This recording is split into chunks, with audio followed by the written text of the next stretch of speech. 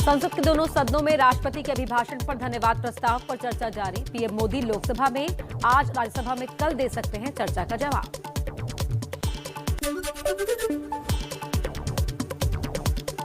असदुद्दीन ओवैसी पर हमले को लेकर आज गृह मंत्री अमित शाह संसद में देंगे बयान। ओवैसी पर हापुड़ के पास पिलखुआ में चुनाव प्रचार से लौटते वक्त हुआ था हमला।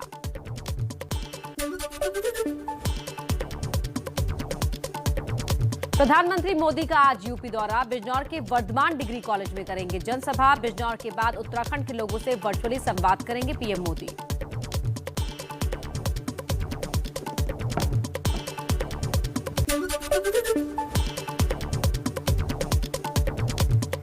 यूपी के सीएम योगी आदित्यनाथ आज बिजनौर, मुजफ्फरनगर और मेरठ में चुनाव प्रचार करेंगे। डिप्टी सीएम केशव प्रसाद मौर्य की रामपुर और शाहाबाद में जनसभाएं।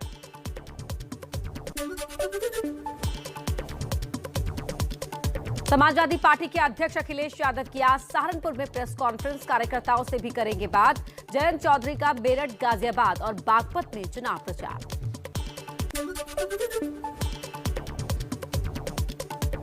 बंगाल की सीएम ममता बनर्जी आज लखनऊ पहुंचेंगी। अखिलेश यादव के साथ वर्चुअल मीटिंग में लेंगे हिस्सा।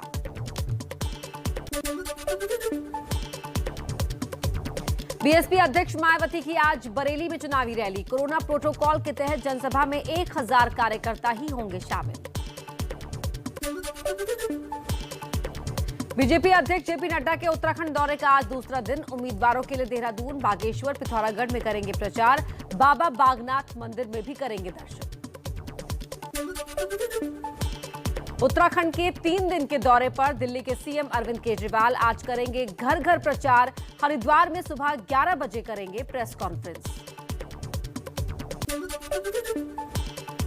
राहुल गांधी के बाद गोवा के प्रचार मैदान में उतरेंगी प्रियंका गांधी। आज 4 जनसभाओं में संबोधन।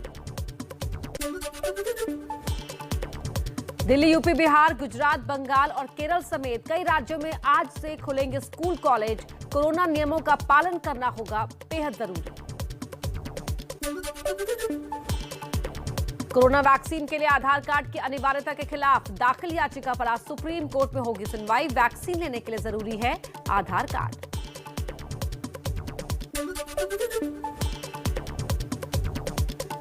आज सुबह 10 बजे राज्यसभा और शाम 4 बजे लोकसभा में भारत रत्न लता मंगेशकर को श्रद्धांजलि दी जाएगी।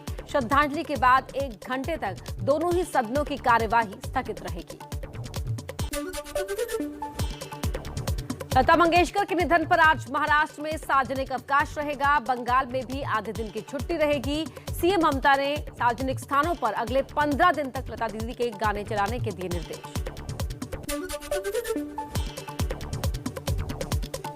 स्वर कोकिला लता दीदी को श्रद्धांजलि देने के लिए बड़ी हस्तियों का लगा तांता। बॉलीवुड से लेकर राजनीति के हस्तियों ने किया उन्हें अंतिम नमन।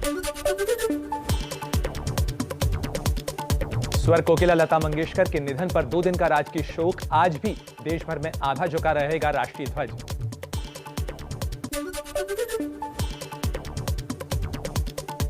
बांग्लादेश की प्रधानमंत्री शेख हसीना और नेपाल के राष्ट्रपति विद्यादेवी भंडारी ने लता मंगेशकर के निधन पर जताया शोक, उन्हें श्रद्धांजलि दी।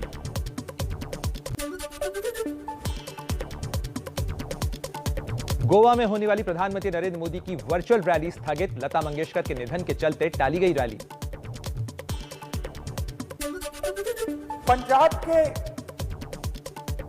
पंजाब में कांग्रेस के मुख्यमंत्री उम्मीदवार होंगे मौजूदा सीएम चरणजीत सिंह चन्नी। राहुल गांधी ने लुधियाना में किया ऐलान। चन्नी ने सिद्धू के पैर छूकर लिया आशीर्वाद।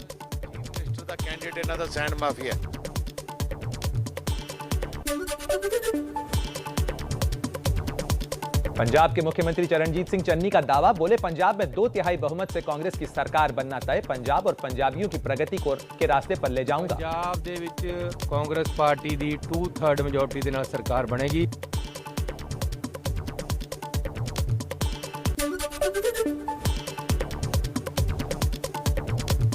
अकाली दल के नेता सुखबीर बादल का चरणजीत सिंह चन्नी पर निशाना, कहा रेत माफिया की जीत हुई। कांग्रेस का सीएम फेस रेत माफिया है। सैंड माफिया की जित हो गई है। सो अज चीफ मिनिस्टर का कैंडिडेट इन्हां दा सैंड माफिया।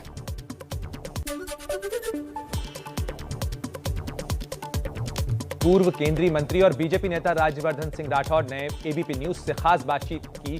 कहा, कांग्रेस ने पंजाब का बेड़ा गर्क किया, कैप्टन अमरिंदर सिंह को काम नहीं करने दिया गया।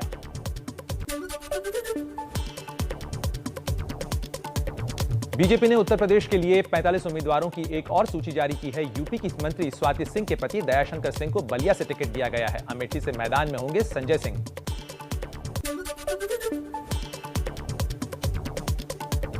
प्रधानमंत्री मोदी ने समाजवादी पार्टी को बताया नकली समाजवादी। कहा, जनता की आस्था से कोई सरोकार नहीं रखने वालों को अब सपने में भगवान कृष्ण की याद आने लगी है।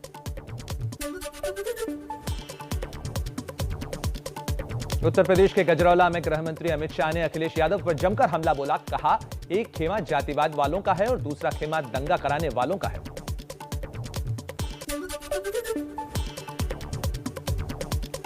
बीजेपी में शामिल होने के बाद पहली बार कुशीनगर पहुंचे आरपीएन सिंह का जोरदार स्वागत। स्वामी प्रसाद मौर्य की चुनौती पर बोले, मुझे गाली देने वाले जितना भी गाली दें, मैं टिप्पणी नहीं करूंगा। ये लोग बाहर से आकर राजनीति करते हैं।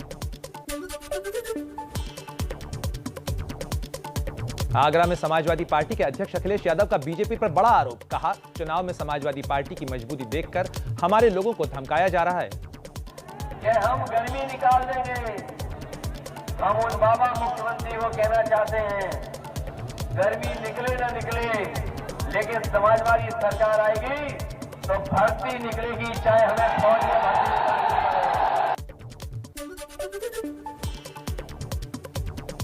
आरएलडी अध्यक्ष जयंत चौधरी ने मुजफ्फरनगर में किसान नेता नरेश टिकैत के साथ खाना खाया। कहा, उनका आशीर्वाद हमारे साथ है। घी की आहुति है और प्यार के संबंध है। मैंने मीठा गुड़ खाया, उड़द की दाल खाई और आशीर्वाद लिया।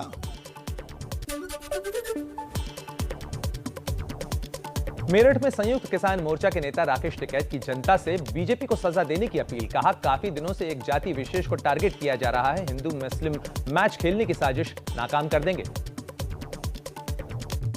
और ये राजनीति से ही जुड़ी हुई कुछ और अहम खबरों पर डाल लेते हैं नजर फटाफट अंदाज में। अलीगढ़ में बीएसपी प्रमुख मायावती ने 2007 की तरह जीत का किया दावा। बीजेपी पर साधा निशाना। कहा, जातिवाद, अहंकारी और तानाशाही शासन से मुक्ति वाला चुनाव।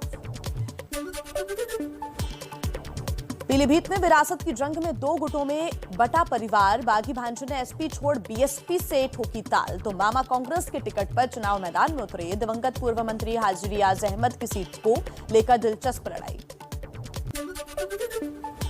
यूपी के फिरोजाबाद सदर से निर्दलीय उम्मीदवार और चूड़ी श्रमिकों के नेता रामदास मानव का अनोखा चुनाव प्रचार। हाथ में हथकड़ी, पैरों में बेड़ी और गर्दन में कटोरा टांगकर वोट मांगने निकले।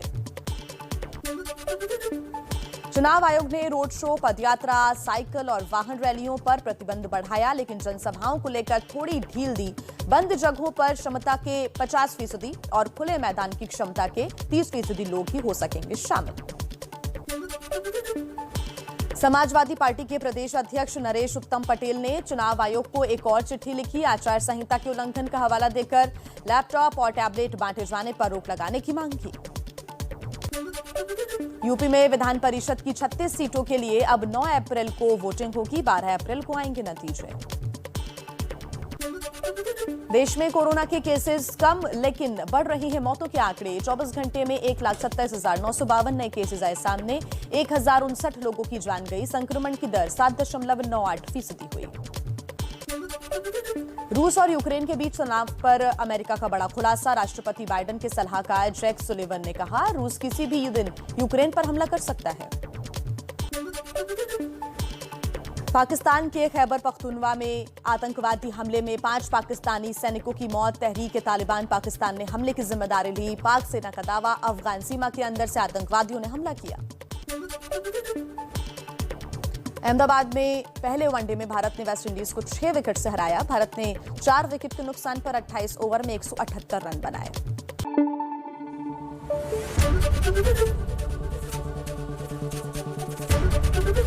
एबीपी न्यूज आपको रखे आगे।